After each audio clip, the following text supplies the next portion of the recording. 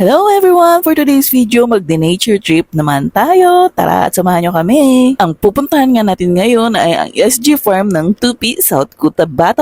Pangalawang beses ko pangalan tong napuntahan ngayon. Akala ko nga hindi na ako masyadong mag-i-enjoy dito kasi nga nakapunta naman na ako dito. Pero mas gumanda at mas maraming improvement na siya ngayon. Pero nung unang punta ko dito, gandang-ganda na ako ha, pero mas maigaganda pa pala siya. Hindi katulad ng ibang tourist spot kung pupuntahan mo pabulok ng pabulok. Ito ba pa-improve ng pa-improve. 2004 yung una kong punta dito. Kung gusto mo lang magmuni-muni, sightseeing, mag-relax, dito ang magandang puntahan mga mi. Yes, dahil may area sila dito talagang makakapag-relax ka at makakatulog ka pa talaga ng libre. Kaya kung gusto mo masulit ang punta mo dito, umaga pa lang or maaga pa lang, pumunta na kayo dito. Kami kasi tanghali na kami nito or after lunch na yata kami nito kasi galing nga kami nito sa staycation at napagpasyahan nga na mama na bago nga kami umuwi, dumaan nga muna kami dito dahil or madadaanan rin naman namin to. Parang hindi ko nga maalala kung pinagpawisan ba ako sa gala namin dito dahil malamig ang lugar na to mga bi. Busog na busog talaga ang mata mo dito sa view pa lang. Pwede rin pala kayo mag-staycation dito ha at ang ganda ng mga rooms nila sa labas pa lang. Pero hindi ko lang alam sa loob kasi hanggang labas lang naman kami. Kung may budget ka, ay kayang-kaya mo bi. Basta sa pagkakaalala ko, ang pinakamababang rate nila ay nasa 2K plus and good for 2 na yon. Kaya kung may mga bisita kayo galing sa ibang planeta, ay bidalin nyo dito, hindi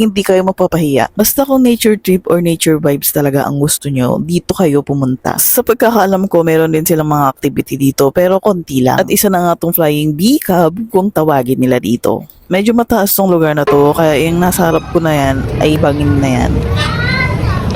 Meron silang cafe dito at ito yun. Ang laki, diba? Hindi ko na masyadong inikot yung camera ko dito kasi medyo maraming tao dun sa kabilang side. Bumili nga lang kami dito ni mama ng pwedeng makain while waiting naman kami doon sa dalawa kong kapatid na umorder naman ng pang lunch namin. Yung katabi kasi nito, nandun yung restaurant naman nila. At itong palang mga bulaklak na to ha, pwede ka palang bumili nito.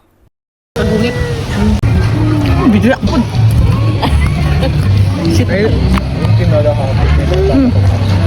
At sa mga oras na to, pumunta na ngayong dalawa kong kapatid sa restaurant para kunin nga yung bang pagkain. At balak nga kasi namin, dito kami kakain sa labas. At ayan nga, diba, ay nailabas na nga nila. At saka namin napagtanto na parang ang awkward pala kumain dito sa labas. Kaya ang ending, ayun, pumasok rin kami doon sa loob. Pero bago nga yan, nagpicture na lang muna kami. At ang laki rin pala nito sa loob. At alam nyo ba, saka ko pa napansin, nung patapos na kami or tapos na kami kumain, na hindi pala aircon dito sa loob. Pero hindi namin naramdaman na mainit kasi nga malamig nga atong lugar na to. Partida, wala pa electric pan dyan sa malapit sa amin. At ito ha, sa loob pa rin to ng restaurant nila. Ayan, kung bibili ka ng mga pasalubong, meron din sila dito. At ito nga, after namin kumain, saktong-sakto nga paglabas namin, ito na yung sinasabi ko sa inyo, pwede kayong matulog dito. Tingnan nyo kung bakit.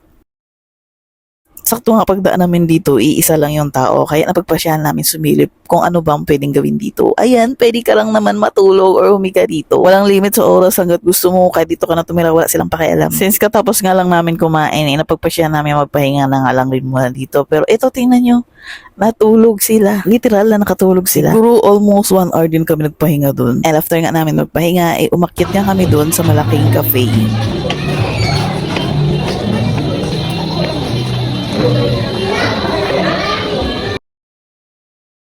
Wala, nagmuni-muni lang rin ulit at tinignan lang namin yung view sa baba. At yung sa baba nga nito, dito ko nga ginawa yung birthday trend entry ko.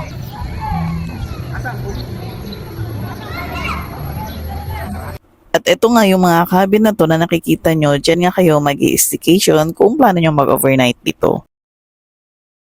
Diba, labas pa lang, napaka-unique na. Mananawa na lang talaga kayo sa mga bulaklak dito dahil paligid nyo, puro bulaklak. Bawat sulok talaga dito sa SG Farm, wala talagang tapon mi. Tingnan nyo naman tong papine tree nila, diba? Parang nasa ibang bansa ka lang. At dito naman banda sa may area nila nito, meron din pala ditong playhouse. At pwede nga dito mga bata maglaro. Hi!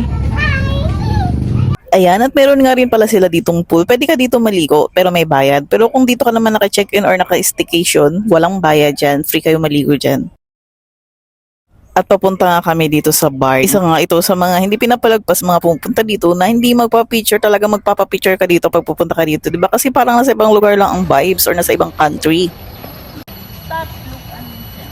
And after nga namin mag-ikot-ikot nito, ito nga inabutan na nga kami ng ulan. Hapon na nga ito, mga nasa 5 na nga ito. Kaya ito, napagpasyahan na namin umuwi at baka mas lalo pa kaming abutan ng mas malakas na ulan at mahaba-haba pa yung biyahe namin. Sayang nga hindi na kami inabutan dito ng dilim kasi nga umulan. Pero sa pagkakaalam ko, pag madilim na dito, maganda rin yung pailaw nila katulad nung dati nang pumunta kami. At ayan, dito ko natatapusan natin mini vlog na ito. See you on our next vlog!